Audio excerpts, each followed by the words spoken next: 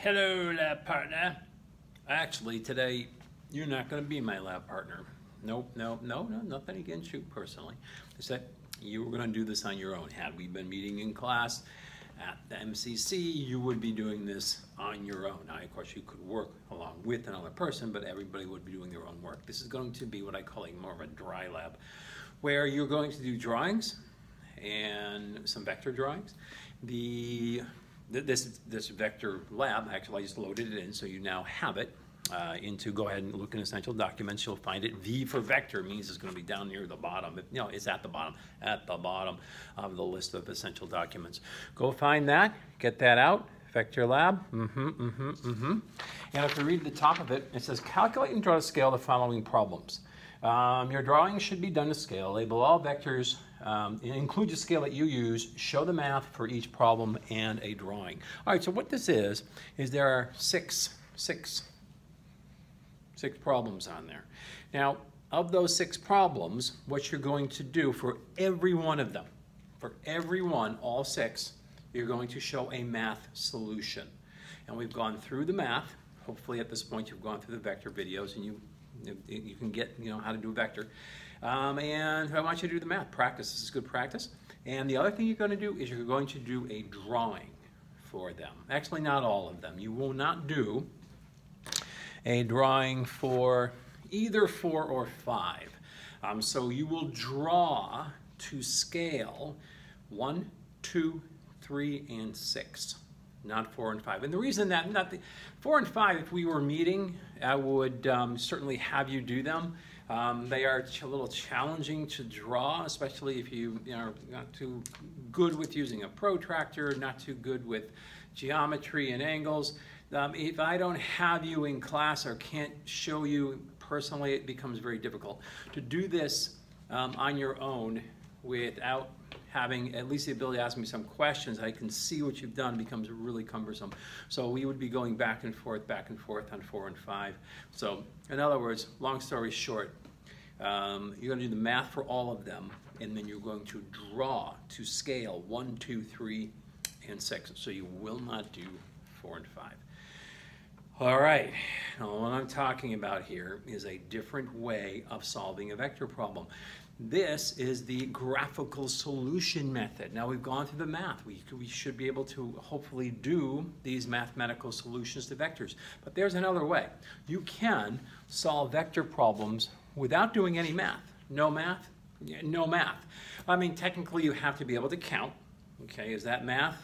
I guess maybe. 1, 2, 3, 4, 5. I did math? No, I don't think I did math, but some of you might say that's math, okay? And you have to know how to read a protractor. If you can read a protractor, well, that's math, right? That's math using a protractor. I guess you learn it in math class, so maybe that's math. But that's all you have to do. You do not have to use a law of cosines, a law of sines, right triangle, breaking down the right triangle into components and doing trigonometry. You don't have to do any of that. You don't? That sounds fun and interesting and better. Okay, well maybe it's a little slower to do than math, but you can certainly solve vector problems by using what's called the graphical solution method. All right, what are you talking about? Graphical solutions. Okay, back to our vector lab. Hopefully you've retrieved it at this point. And it says draw these out to scale. That's how you do a graphical solution. You draw things to scale. And if I do drawing them to scale, I can get an answer. Let me give you an example. Okay, here's an example. I'll make a problem up. All right, problem up. This is not one of the problems on here. No, I thought you were going to get away with that. No. Okay, I'll make a problem up. This problem will be like number 2. It will be similar to problem number 2. So what you have to do, let's say you have an airplane and it's flying east. And it's flying east at 300 meters per second. All right, there is a wind, strong crosswind out of the north, meaning heading south out of the north, and that is moving at, well, a little smaller, 50 meters per second. What would the overall velocity of that airplane be? So if you're standing on the ground looking up and watching this, you would see this plane moving and getting pushed. Now mathematically, Okay, hopefully we can solve this. It's a right triangle, not that bad. You would take this and you would add it to one of the sides. Maybe you would add it here, like this. You would draw your result into here. So here's my result, like that. And then you go, oh, right triangle. And then you would say, all right, this is 50. A squared plus b squared equals c squared. Get that side, got it, got that answer. And then the direction you would find the angle where the two tails meet. Pokemon ball, find that angle. Maybe it comes out to be 10 degrees. I don't know, I'm just making it up, but we could figure it out. Maybe it comes out to be 10 degrees, and if it is 10 degrees, you would say 10 degrees south of east, south of east or south from east. And that's your mathematical solution, right? Graphical solution. Graphical solution, yes. If I draw these vectors exactly to scale, now I've tried to do that here. I made that 300, and this is 50. It's probably a little bit long there, but trying to draw them to scale, if I draw to scale, I can actually get an answer for this, that line here I've drawn with the black marker. I can get that answer without doing Pythagorean theorem or, what did I use? Probably tangent function. I don't need to do that. What I would do is draw these out on graph paper. You are going to need graph paper. Yes, you are. At least 2 sheets. You're going to draw out 4 of them. So 2 sheets should do it. 2 sheets of paper, maybe draw one here for one sheet, and another for another sheet. You're going to need graph paper. You're also, for this lab, going to need ruler. Use a meter stick, I suppose. And you are going to need a protractor. Some of you may or may not have a protractor, but you are going to need one of those bad Larrys. So between now and next week, go get one. You get one at a dollar store. You know how much that would cost you? Very good. $1. Okay, I have a butt ton of these, and if you were, I just let you borrow them if you were doing this in class, but we're not, so I can't. Okay, I'll mail you one. Send me your address. No, I'm not going to do that. Don't do that. Don't do that. All right. I don't want to know where you live. No. So now, what would I do with my graph paper? All right. So let's say I'm going to draw this problem to scale. On graph paper is kind of wrinkly here. Draw it to scale. So what I would do is I say, all right, self, I know graph paper has these little squares on it. I select the scale that I think is going to work for this problem. And I always tell students, try to make a large drawing. Larger drawings mean less error. If you're off by a centimeter on a drawing that's 40 centimeters, you know, that's only what percent, not much. And if you're off by a centimeter on a drawing that's only 4 centimeters, well, then you're off by 25%. So make your drawings larger, you'll get less error out of these drawings. So what I'm going to do is draw a line that represents the motion of this aircraft to the right, or in this case to the east, 300 meters per second. What if I chose one block equaling 10 meters per second? One block equals 10 meters per second for my chosen scale. So I will have to use 30 blocks, right? Because 10 meters per second, 300 meters per second, that would be 30 blocks. 30 times 10 is 300. So then I would carefully measure out. I use my meter stick just to be careful. Pick a point where you're going to start the drawing. And I'm going to pick here. Okay. And I'm doing this upside down. So, 30. Okay, make it 30 blocks long, and then stop. So what did I just do? I just drew that vector to scale. Don't count those. I'm pretty sure it's not 30. All right, but my point is, I'm making my point. 30 blocks now represents that line, and I've chosen the scale for this graph, and I write that down too. Write that down. So maybe I want to say on here, 1 block equals, do this neater than I'm doing it, okay? Do as I say, not as I do. I'm a parent, okay? I'm good at that. So 1 block equals 10 meters per second. So I write that down. So when I look at it, when you get it done, I know what your scale is, and I can see how come it might be right or wrong. All right, if it's wrong, we can figure it out because maybe the scale has not been used correctly or something like that. Okay. Make the other drawing. This line here, 50. Well, with a scale of 10, then to represent this line, I would need 5 blocks, because 5 times 10 is 50. So I need 5 blocks from this point here down. 1, 2, 3, 4, 5. put my line. I have now a two-scale drawing, this is to scale, of that drawing I've got here on the board. All right, now what do? Now you take a different color. Use a different color. Pen or pencil works just fine. You don't have to have colored pencils, but maybe you do, or maybe you have different color markers or whatever. Use a different color to make sure that the resultant, the answer, stands out. So here we go. Okay.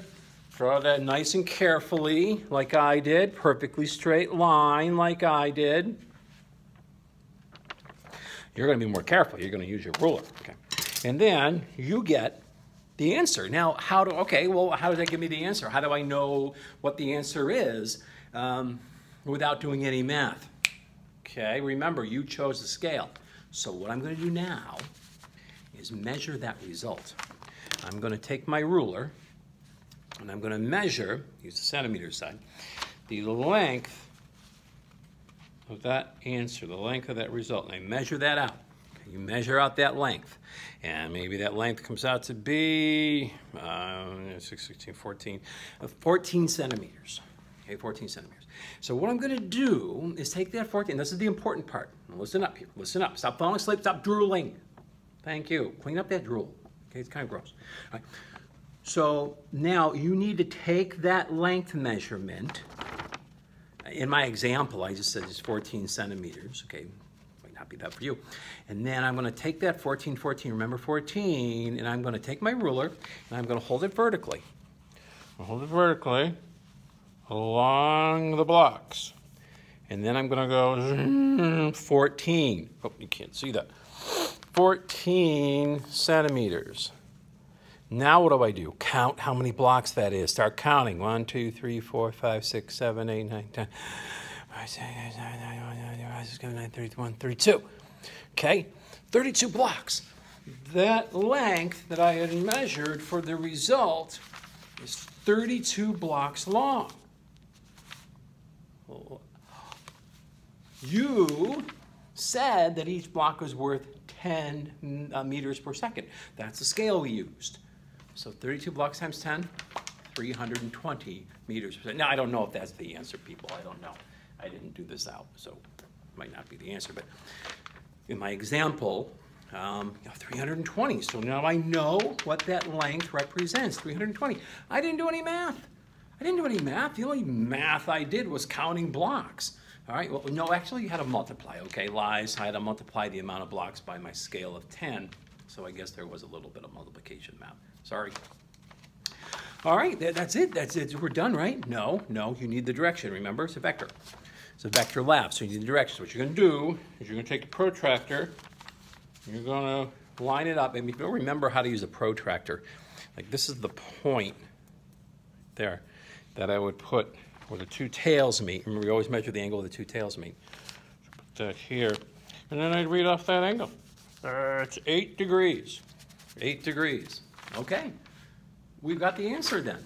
We multiplied our scale by how long this is on the graph paper. We had to take that length, and we had to line it up with the vertical. Like you can line it up horizontally too if you want. Doesn't matter. Count how many blocks long it is, multiply by our scale, we have our answer. Then I measure this with a protractor. Boom. Problem solved. No math. Okay, so what I want you to do is do the math for all of these. So show me that you can do the math. And you can do the math right on your drawings. I mean, if you don't want to do that, you can put it on a separate sheet of paper, show the math out, that's fine. But it just would be easier and faster for me, and easier, I think, for you, is if you do the math. Like if I were to do the math in this problem, I'd show the math right down here below. So I got the math solution, and I would also have the graphical solution. When you're doing the graphical solution, put the angle that you measured the protractor right in that spot, and put the answer that you measured and multiplied by your scale right here. The math solutions should be down here. And they're going to be a little bit off. They probably will be a little bit off. It's all right. So, I always say math doesn't lie, but the graphical solution should be close. You might be within like 10. I mean, you'll have less than a difference, probably less than 5%. So it'll be a little bit off. Don't worry about it. If it is, it's fine. So the graphical solution is the non-math way of solving these. Do the graphical solution for problems 1, 2, 3, and the last one, problem 6. Now, a little you head off some questions. When you do problem 1, that's a straight line vector. I think it's like Wilma's rowing upstream or something like that. Wilma's rowing against, no, she's going against a headwind. Okay, a headwind means you're going against the wind. Bob Seger, 1980, we all remember Against the Wind, great song and album, look it up, okay? So against the wind is what Wilma's doing. So you're gonna have to take those two. That's not a right triangle. That's a straight line vector solution. But show the vectors, draw them out to scale. Place one just above or below the other one and get the difference between them. That's going to be a mathematical solution. You're just subtracting, so that's easy. But draw that out to scale with two vectors opposing each other, connected head to tail, and then you'll have that empty spot for the answer. All right, problem 2 is very much like the problem I just did. Problem 3, Dino drives his car southwest, directly southwest. So this problem here needs a little bit of explaining because some of you are going to mess it up if I don't. And you might mess it up if I do any of it. But, all right. So here is your graph paper. I'll take the same piece of graph paper, save trees, and I'm just going to do it out here. So Dino drives southwest. Dino, yeah, for 25 meters. So you need to draw a line that's right down the middle of those squares on your graph paper. Because if this is your graph paper, and here are the squares, if you go right down the middle from point to point of those squares, that's directly down the middle. That's 45 degrees from either side. So in this direction, that would be southwest. Now here's the tricky part. Some of you might look at this and say 25 meters, so maybe I want to make the line 25 boxes long. That's actually the easiest way to do it, right? Each meter, 25 boxes long, would represent the motion of 25 meters. So one box, 1 meter, 25 boxes equals that length. So a lot of you are going to want to go, okay, all right, so here's what I'll do. Here's what I'll do. I'll start counting from this box on my graph paper, and I'll count out 25 boxes. And you'll go 1, 2, 3, and so on until you get to 25. Ain't wrong, ain't wrong, ain't wrong, wrong, wrong, wrong. I was just, my whole head's covering that up. I just thought it was funny. I don't know. I'm easily amused. Right, now, no, wrong, because you know, think about this. The side of the box, and they're equal because they're boxes, that's not going to be the same as this. This is the hypotenuse cutting down through that box. You're making a diagonal, so that is not the same length. You know that. Hypotenuse is longer than this. So you can't just count 25 out here. So if you're going to do this with 1 equaling 25, then use your ruler, measure 25 boxes long, measure 25 boxes, get that length, whatever that is, 25 boxes, and then line it up. So you're right down the middle of these boxes, right along the hypotenuse, and then draw your line.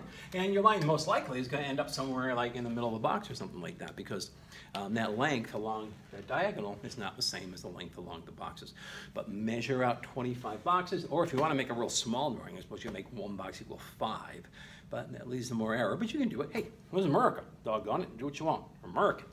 So you can go ahead and measure out 25 boxes, turn your ruler, look at that measurement, and at that end of that measurement, put your line. Now you're ready to go. This problem is asking you to solve for the components of Dino's motion. That means we know where Dino's going. We know his displacement. We know the answer to where he started and where he ended up. What you're doing is figuring out the two sides.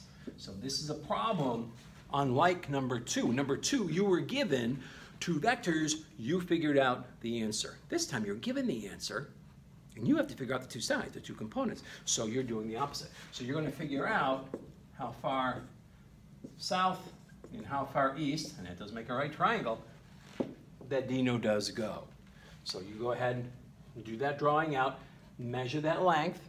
Okay. Actually, this is easy now. If you said that like 1 box is equal to 1, then you just count right here. Count how many boxes. Piece of cake.